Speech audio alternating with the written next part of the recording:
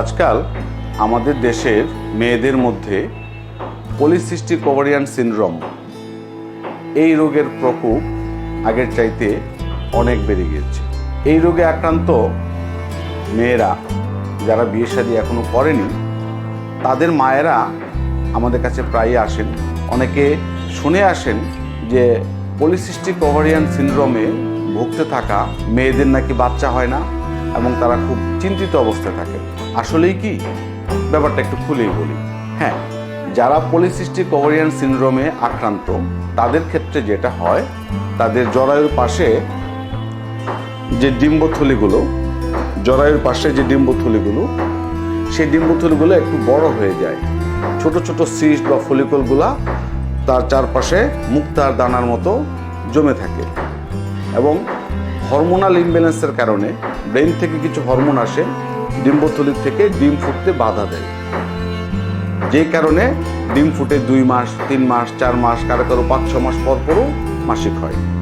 তো এই কারণে তাদের বাচ্চা হতে একটু দেরি হতে পারে, কিন্তু তাদের বাচ্চা হবে না এই কথাটা ঠিক না। এটা নিয়ে অত বেশি দুশ্চিন্তা না করলেও চলে, কারণ মাসিক যদি অনিয়মিত থাকে তাহলে সেটা চিকিৎসার মাধ্যমে, লাইফস্টাইল মডিফিকেশনের মাধ্যমে, স্বাস্থ্যবিধি নিয়মকানুনগুলো মেনে চলার মাধ্যমে আমরা কিন্তু এই অনিয়মিত মাসিকটা অনেকটাই নিয়ন্ত্রণে আনতে পারি।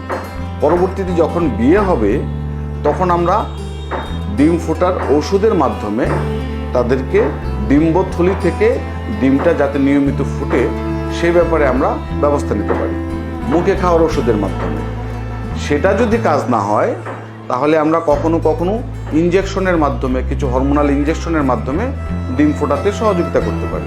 তাতেও যদি না হয় ল্যাপারোস্কোপি এবং হিস্ট্রোস্কোপির মাধ্যমে, ল্যাপারোস্কোপিক ওভারিয়ান ড্রিলিং করে আমরা তাদের চিকিৎসা ব্যবস্থাকে ত্বরান্বিত করতে পারি যাতে সহজে প্রেগনেন্সি হতে পারে।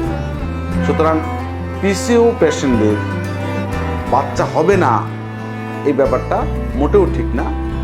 দরকার সঠিক সময়ে সঠিকভাবে চলা, সঠিক চিকিৎসকের পরামর্শ নেওয়া, যাতে এই সমস্যাটা এড়ানো যায়।